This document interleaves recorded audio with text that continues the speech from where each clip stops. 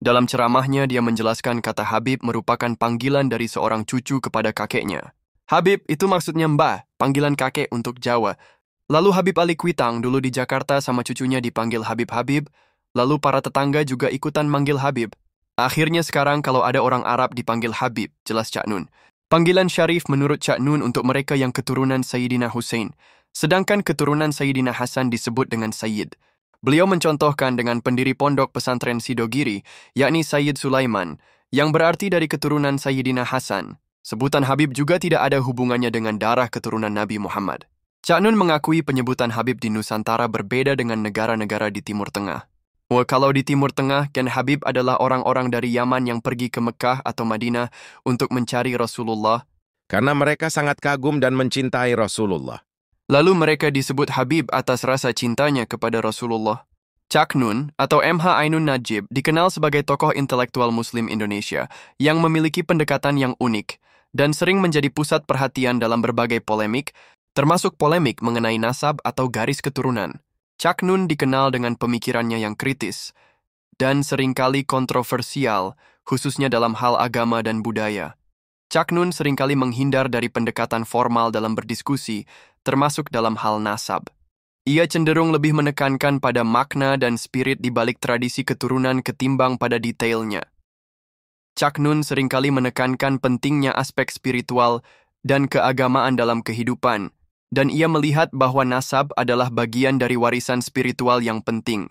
Cak Nun telah menciptakan wadah bernama Maya yang berfungsi sebagai platform bagi berbagai orang untuk belajar dan berdiskusi secara inklusif, termasuk tentang nasab dan warisan budaya. Cak Nun seringkali menekankan pentingnya keluarga dan tradisi dalam membentuk karakter dan pemahaman seseorang. Cak Nun tidak selalu membahas nasab secara langsung, namun ia seringkali menekankan pentingnya tradisi, keluarga, dan warisan spiritual dalam membentuk individu. Ia melihat nasab sebagai bagian dari warisan yang penting, namun lebih menekankan pada aspek spiritual dan makna di baliknya.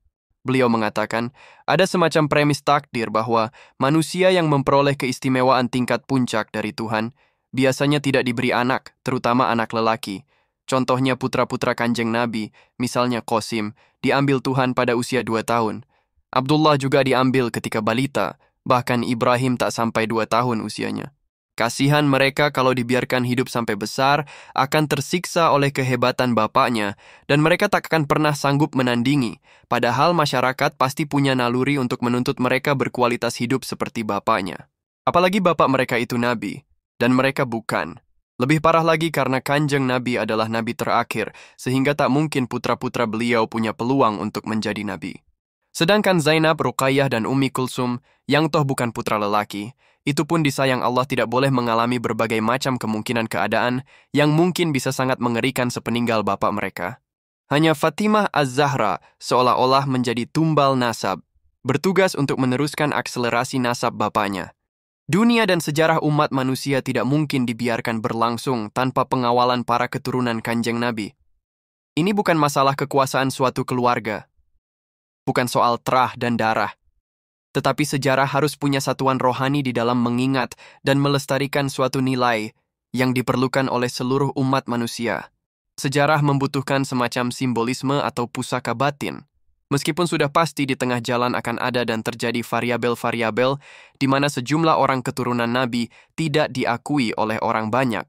Sementara sangat banyak bukan keturunan Nabi mengaku sebagai keturunan Nabi, berbekal aksesori-aksesori budaya, dari olahan bentuk badan, jenis pakaian, modal sejumlah alat-alat bunyi yang menyuarakan kitab suci atau kisah-kisah mutiara Nabi.